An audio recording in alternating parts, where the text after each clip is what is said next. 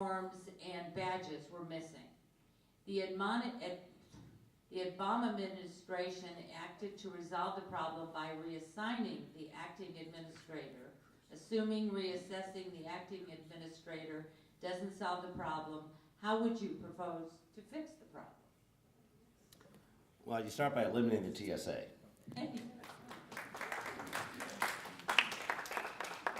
Absolutely nobody should be surprised by this finding. We are talking about the federal government here. And we are talking about a system that provides security theater, not security. There's an Israeli defense expert I talked to who said the problem with American airport security is that you're trying to catch weapons rather than catching terrorists.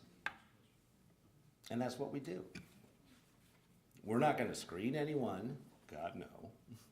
We're not going to profile anyone. That would be bad. So let's take the 60-year-old grandmother who has like maybe a metal hip and let's pat her down. It's theater. And it's done to make us content. There is nothing written anywhere that says airport security has to be provided by the public sector and the federal government. Prior to 9/11, and in many airports now, today, private security firms do airport security. The best thing about having a private sector do this is not necessarily the private sector is somehow magical and always does things better, because I've dealt with AT&T on the phone. It's that you can fire them. It's fine that AT&T screws up because I could go to Verizon or I can go to T-Mobile. TSA screws up, what do you do? If a private sector company is in that airport and they screw up, you fire them. I must say I'm a little bit impressed that the Obama administration actually reassigned somebody who screwed up. There's a long list of people at the IRS and the VA who should be getting similar treatment. You get rid of it. We've got to get out of this mindset that just, well, the way we do things is how we do things. And we have to do it that way. No, you don't. You have 2 minutes to say your closing.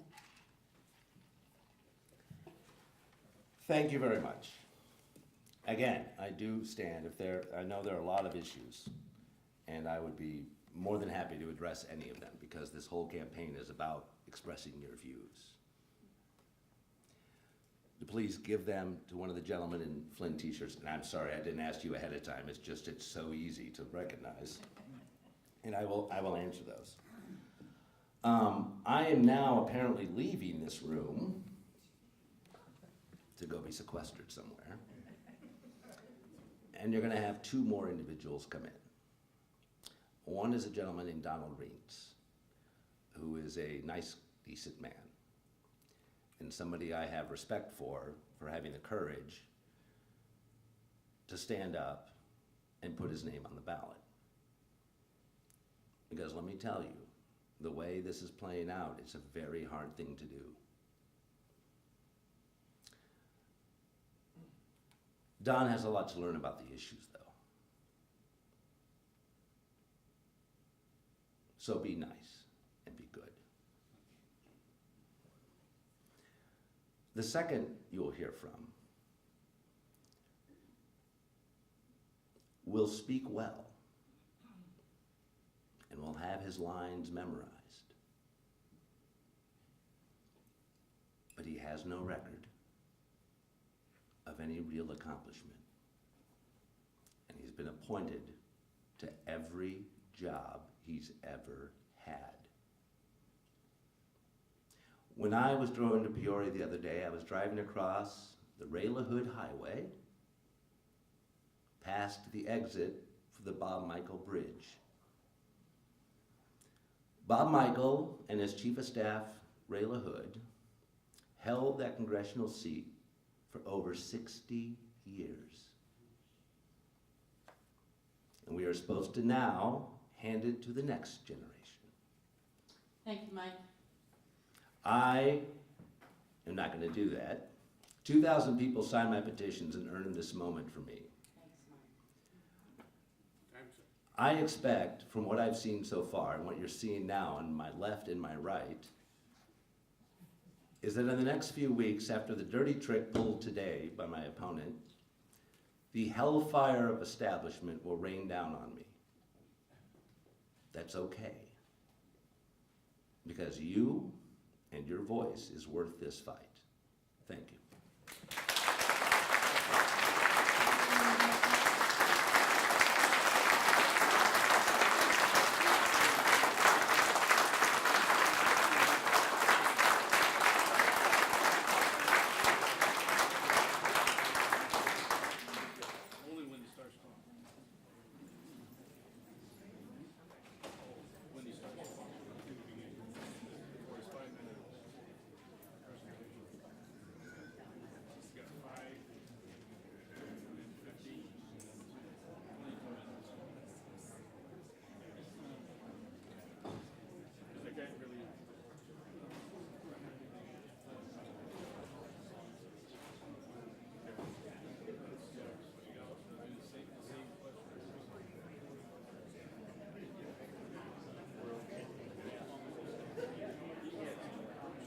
All right, next, come on up, Donald.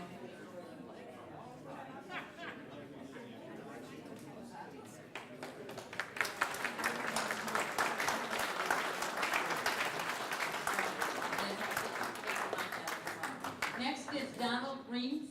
He's from Benson, Illinois. He will introduce his family, I'm sure. It's been a long drive to get here, 3 hours, but let's give him a good Adams County welcome. Nice to have you here.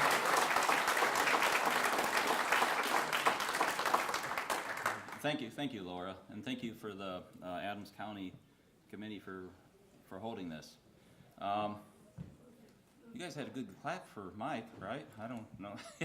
Hope you all, when I get done, I don't know. But I'm running because I thought, you know, I've never ran for politics before. I'm currently the Livingston County Gideon's president, you know, so that's not really politics. Church board I've been on, that's politics. So, yeah, that was, and I've been a chairperson for the Boy Scouts. You know, I thought that the Congress isn't. Oh, sorry, am I? Okay, thank you. Congress isn't doing its job right now, and the people elected don't seem to be following what they vowed when they ran for office. And when this special election came up, I felt I had to run. You know, it was just driving me crazy.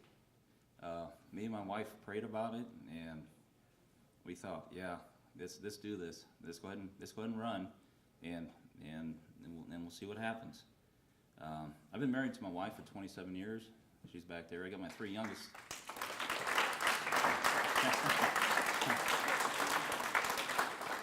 I got my three youngest kids with me, three youngest children, John and Amy and Rosemary. I have 6 children. It's 4 girls and 2 boys.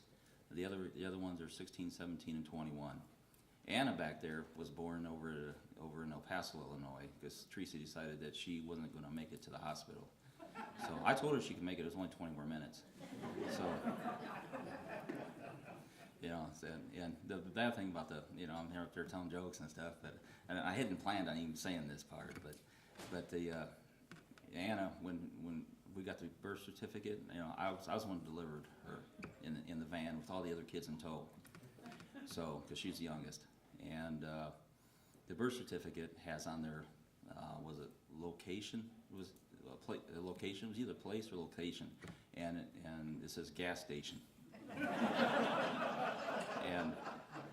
and the facility was El Paso Shell Fast and Fresh.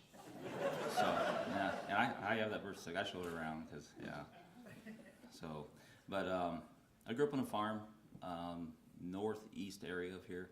I went to Monongahela and Rutland school system, and that's in the very northeast area. I don't know if you guys, that's 35 miles or so, 35, 40 miles east of Peoria. And I got my associate's degree, and I went to work for the Illinois Department of Corrections. I was a prison guard for 6 years at Stateville and Pontiac prisons. Both those are maximum security, and death row was held in Pontiac, and that's where I worked at. While I was there, I got an associate's degree, another one in electronic technology over in Illinois Central College out in East Peoria, and went to work for Advanced Technology Services, servicing Caterpillar computers.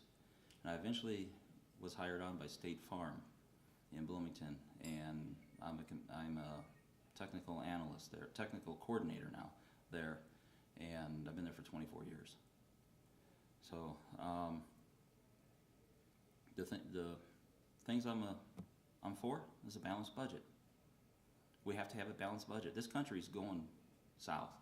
18.4, 18.3, 4, it just keeps climbing. $1 trillion in debt. Our annual budget right now is $3.5 trillion.